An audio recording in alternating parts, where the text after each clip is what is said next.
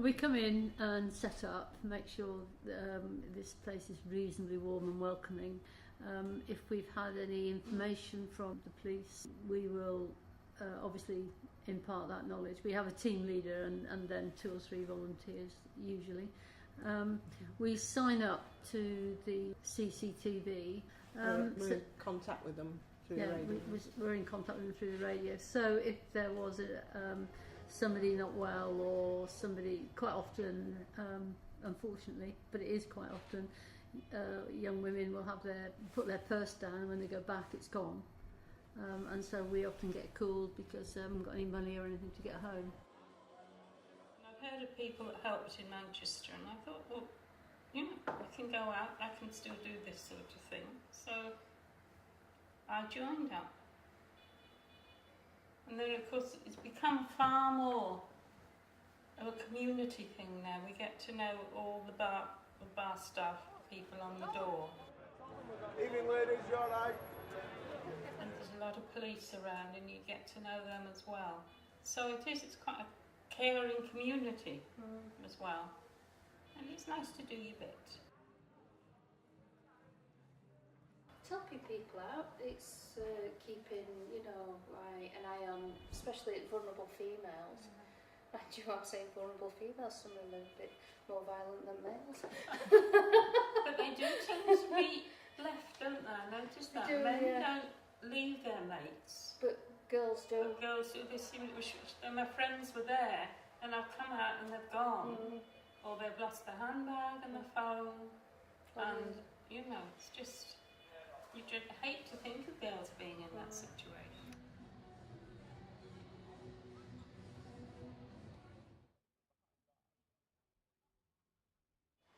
I think what I like most is the fact that we save the A&Es, the police, the door staff's time, so they can deal with everything that they need to deal with, and they're not taken up. Their time is not taken up by people who don't need police intervention or A&E intervention. So we can save the ambulance crews coming out for minor things and help sober a person up, get them home safely. But it doesn't require their skilled time. It just requires somebody who can look after them a bit and get them home safely. At one time we didn't really take notice what venues that we were picking people up from, but in the first year that I were here we were a bit short-staffed over October, so I worked 6 weeks in a row, 6 Saturdays in a row, because I weren't busy, I weren't doing anything, so I actually worked with Street Angels. And what I found was that I noticed that there were quite a few people over that 6 weeks that were out with friends, and it didn't matter what age they were, but they tended to be women, pretty women, and they were out with their friends, they were okay, and then all of a sudden they just went. They were absolutely incapable of doing anything. They'd be on the floor, they'd be being sick, they'd be completely out of it, and we'd have to call an ambulance. And what we did, we found out that they were on mainly outside of 2 pubs on Nelson Square. So I started writing in, because I thought, this is unusual, you know. It's every week we've had somebody with the same, you know, symptoms, you know, and the people who were with them, with the confusion, because they think, well, we've had the same amount to drink, they've not had anything different to us, you know. And so we told the police, I told the team leader, and the team leader passed it on to Adrienne, our volunteer coordinator, so she spoke to the police.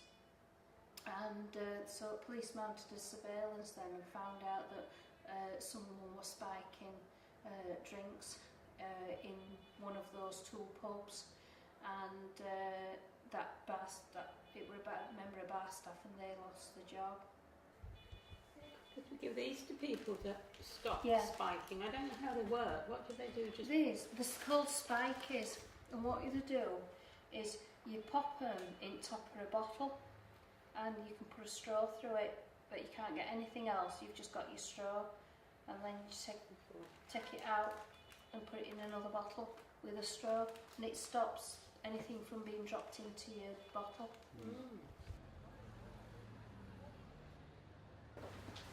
Our volunteers, as we go out on shift, it's always the female volunteer who approaches the person because it's seen as less intimidating and threatening.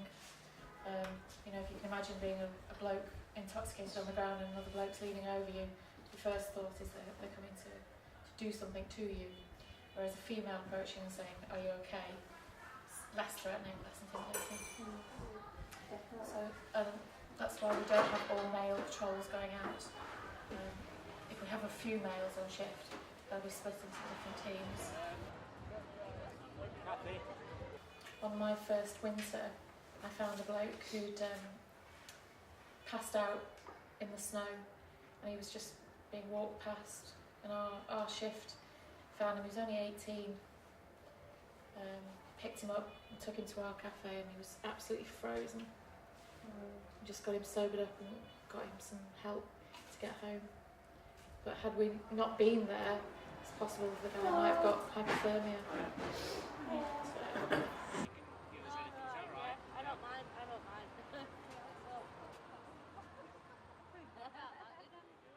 Well, one of the other things we do as well, we carry flip-flops around because you tend to find girls with big shoes. You see these women in shoes they've obviously only bought this afternoon, not practiced walking in them, and then they're going down these hills. Going across cobbles on Nelson Square when it's icy in big shoes. Yeah, it's not a sensible thing. What we try to do is by being out there, we can take some pressure, say, off at police or off at the ambulance crews, because we can administer basic first aid, because we all majority of us have got emergency first aid certificates, so we carry a first aid kit. So we can administer emergency first aid if necessary. We can make that decision of bringing people here if they're just a little bit worse for wear, need a bit of water in them, and just to sober up a little, and then we can get them into a taxi and get them home.